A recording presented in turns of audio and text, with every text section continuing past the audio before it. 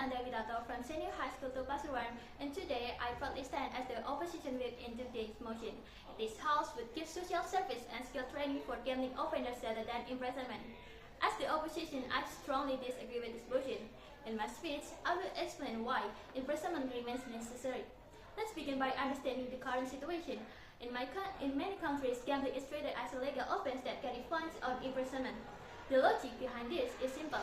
Gambling is not just a personal choice, but also a social harm. It destroys family, creates debt, increases crime, and can lead to violence. Imprisonment may not be perfect, but it provides two important functions. First is deterrence. It creates a strong warning that gambling is unacceptable. Two, incapacitation. It temporarily removes offenders from society so they cannot continue gambling and harming their families. The state has a duty not only to rehabilitate individuals, but first and foremost to protect society from harm. Imprisonment fulfills this moral duty by making sure offenders face real consequences for their destructive action. Without imprisonment, gambling offenders would treat the law lightly. If the state only gives social service and skill training, offenders may see it as a self-punishment, and this would reduce deterrence. If the government wants to replace imprisonment with social service and training, then let me ask, what is the actual danger here? Justice requires proportional punishment. Gambling may not be violent, but it is still a crime that causes a real victim, families who lose their money, children who suffer neglect, and communities burdened by debts. If offenders are only given training, where is the sense of justice for the victim? Justice means the wrongdoing has a consequence. Social service and training sound good on paper, but they fail to address the urgency of stopping gambling immediately. Training takes time, requires fine, and depends on the offender's willingness to change. What if they refuse? What if they attend training but they secretly gamble again? At least imprisonment guarantees that offenders are stopped for a period of time. The government may claim that the current system fails because imprisonment doesn't reform offenders.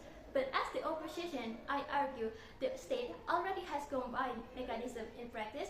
Gambling offenders may face imprisonment alongside fine, rehabilitation program, and counseling.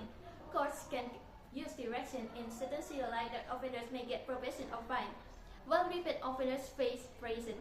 This balance ensures that punishment remains real while also allowing rehabilitation that when necessary. Completely removing imprisonment ignores justice and undermines the seriousness of the crime. Many offenders are repeat gamblers not because imprisonment fails, but because enforcement is weak. The real problem is corruption, illegal online gambling network, and lack of strict monitoring, and not the prison system itself. Changing to social service does not solve these deeper problems. The government team may have said that rehabilitation and skill training will help offenders change their behavior and reintegrate into society. However, this argument ignores the fact that gambling is not only a personal issue but also a social crime that can destroy families, lead to financial collapse, and even cause illegal activities to fund addiction. Without a strong deterrent like imprisonment, offenders may not take the law seriously, and the harmful cycle will continue. The government team may also have said that imprisonment is ineffective because it does not solve the root cause of gambling addiction.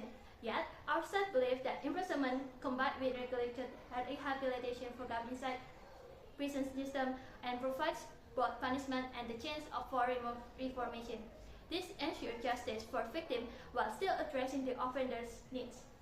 Lastly, the government team may argue that the social service and training reduce overcrowding in prison and save state resources, but in reality, implementing nationwide training program requires huge funding, specialized trainer, and strict monitoring. This is far more costly and less efficient than improving the current prison system. I, as the opposition, are not saying rehabilitation is bad. We all agree that offenders should have access to counseling or training, but this must be in addition to imprisonment, not as a replacement. Justice must be balanced, rehabilitation with reintegration. Removing prison entirely undermines justice for victims. Imprisonment ensures deterrence, protect family in the short term, and uphold respect for the law. Training alone cannot do this. Ladies and gentlemen, imprisonment is not perfect, but it is necessary. It ensures justice, deterrence, and protection for society. The government's plan, while idealistic, is also unrealistic, costly, and weak. It prioritizes offenders' comfort over victim justice. I, as the opposition, opposition believes the right path is to maintain imprisonment, while proving rehabilitation program as the complement, not as a replacement. That is why I, as the opposition team, firmly reject this motion. Thank you.